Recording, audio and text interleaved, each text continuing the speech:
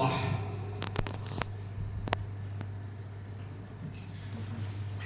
Kata Rasulullah sallallahu alaihi wasallam dalam hadis sahih bahwa la taqumu sa'ah, tidak akan kiamat dunia ini sebelum merajalelanya kemaksiatan. Hadisnya panjang.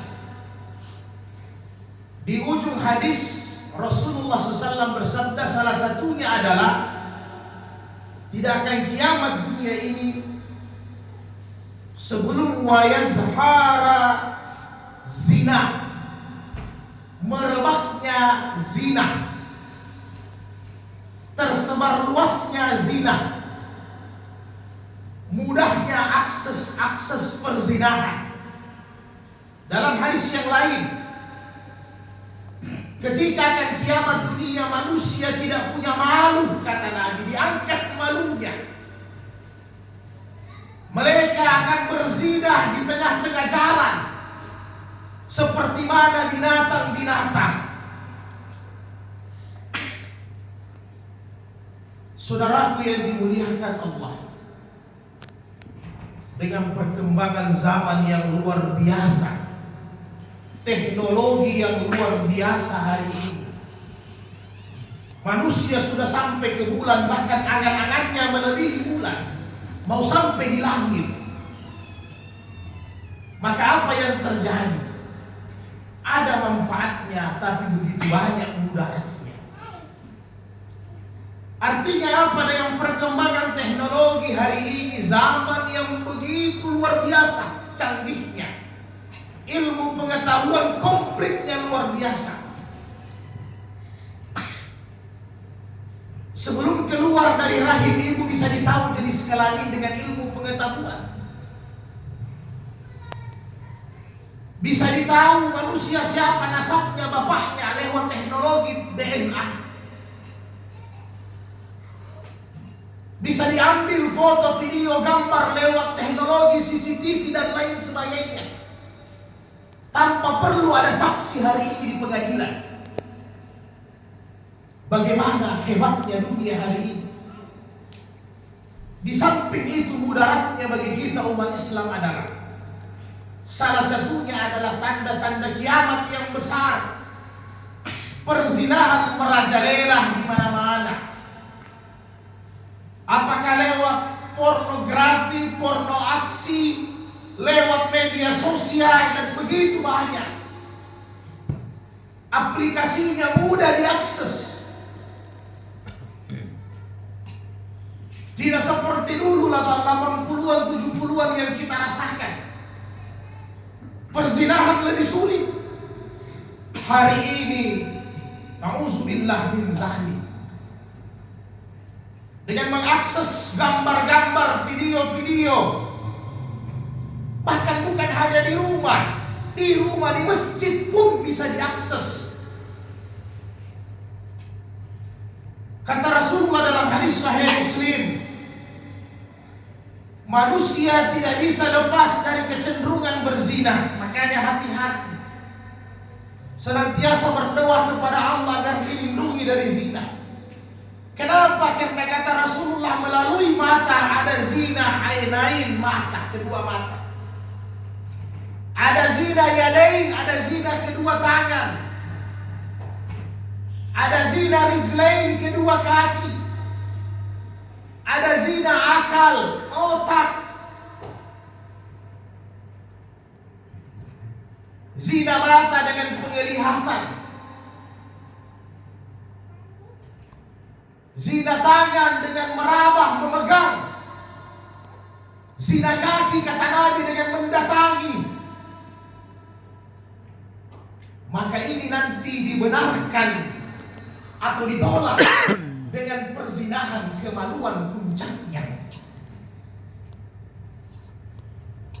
Ketika kita zina mata, kemudian zina kalam, lisan, dengan alasan taruh perkenalan, ujung-ujungnya perselingkuhan.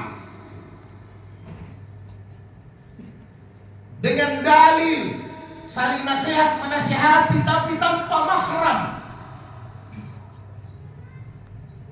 Makanya ayat berulang-ulang menjelaskan, wala taqrabuz zina innahu kana fahisatan wa sa'as sabila. Jangan dekati, jangan coba-coba mendekati.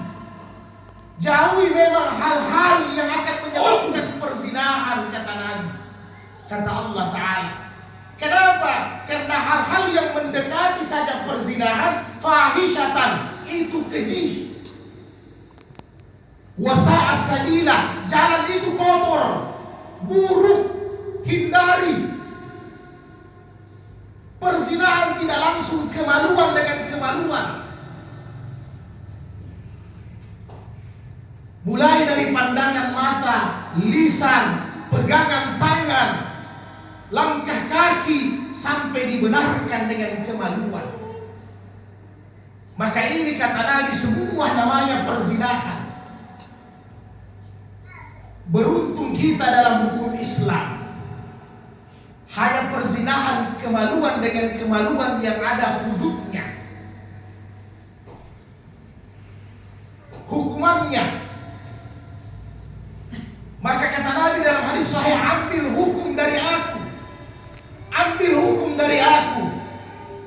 Al-bikru wal-bikru, bujang dengan perawan, apabila mereka berzina, cambuk 100 kali, diasingkan 1 tahun, direhabilitasi 1 tahun lamanya. Tapi apabila mereka sudah menikah, baik laki-laki maupun perempuan, apakah statusnya janda atau masih suami atau istri orang, maka rajam mereka, bunuh mereka. Ini hukum Islam apabila tegak hukum Islam. Kenapa tidak langsung dipancung atau dieksekusi dengan senjata? Maka menurut para ulama hadis, perzinahan ini dinikmati semua, seluruh badan merasakan kenikmatannya. Begitulah perzinahan. Maka harus dirajam. Bagaimana hukumannya dirajam? Ditanam sampai kepalanya, sampai di dadanya. Kemudian dikumpulkan masyarakat satu kampung, melempari dengan batu sampai meninggal. Luar biasa hukumannya, pencegahan. Biar dia rasakan mati sedikit demi sedikit, sebagaimana kenikmatannya zina. Di zaman Nabi, alhamdulillah, hukum tidak mencari orang yang bersalah. Hukum tidak mencari orang yang dipidana, tetapi orang yang datang sendiri kepada hukum. Apabila dia bersalah, dia datang kepada Nabi, ya Nabi, saya telah berzina, rajam saya. Ya Nabi, saya telah berzina, cambuk saya. Kenapa? Karena mereka paham, apabila hudud hukum Islam tidak ditegakkan di dunia, maka nanti di akhirat kita akan berhadapan dengan hukum hudud ini.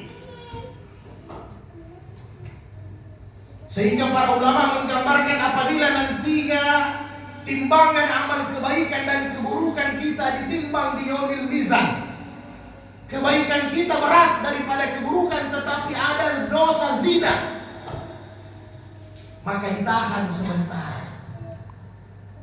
Kita harus dirajam di akhirat,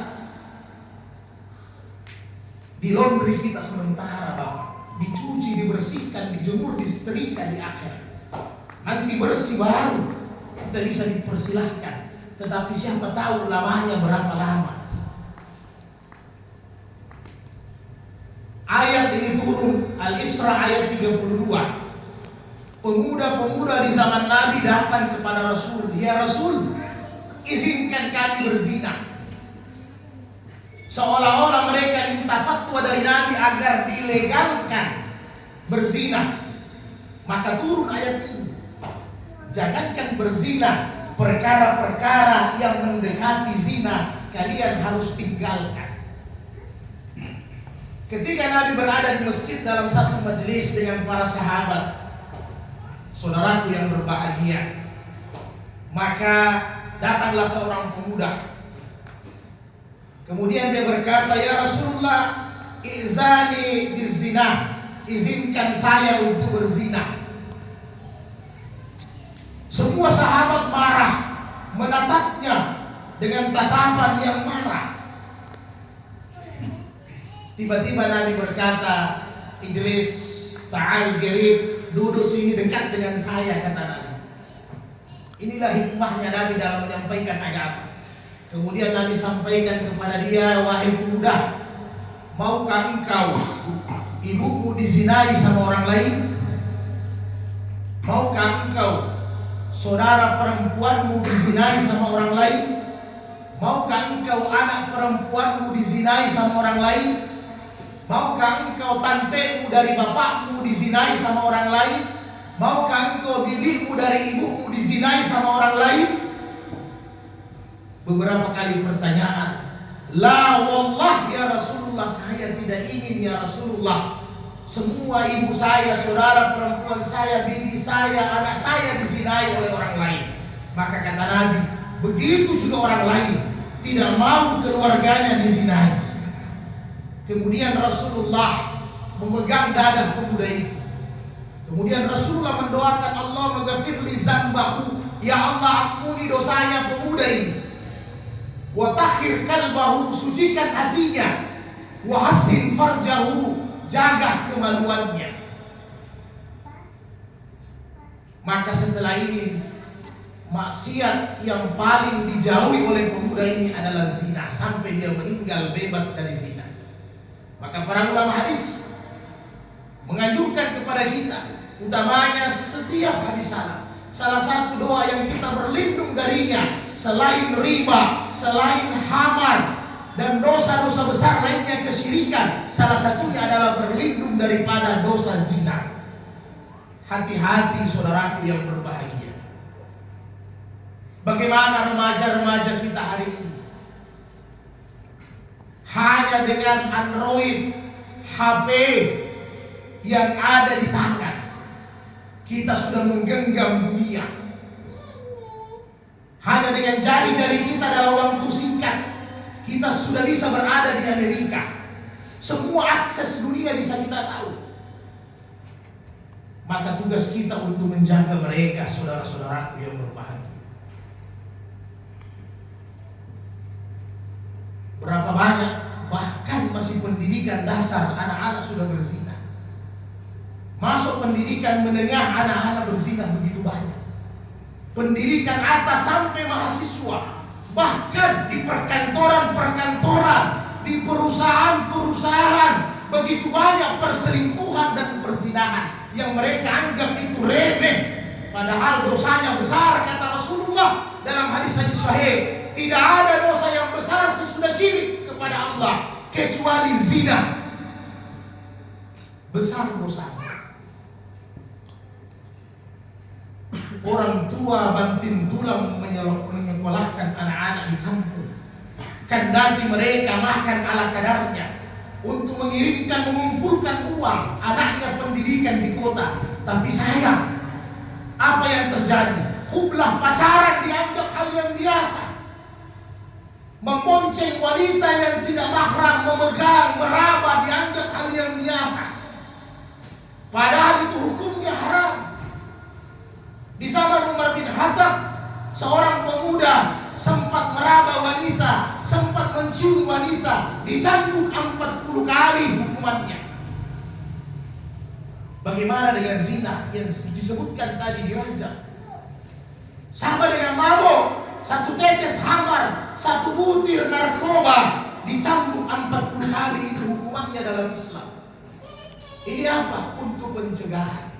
Maka kita lihatlah wilayah-wilayah negara-negara yang menghidupkan hukum Islam, minimal kemaksiatannya, zinanya lebih berkurang, lebih minim dibandingkan negara-negara yang tidak memperhatikan hukum zina ini. Kenapa? Kadang oknumnya ditangkap, ketika di BAP, ketika ditanya, suka sama suka, dilepaskan, tidak ada hukumannya sama sekali. Maka apa? Subur ini zina di mana-mana. Mudah-mudahan Allah menjaga kita semua. Karena zina ini adalah tanda-tanda kiamat. Jangan kita sebagai pelaku-pelaku kiamat. Kiamat tidak bisa kita tahan. Karena itu adalah perjalanan alam. Pasti akan kiamat. Tetapi jangan kita selaku pelaku-pelaku sebagai tanda-tanda kiamat. Barakallahu fil Qur'anil Karim.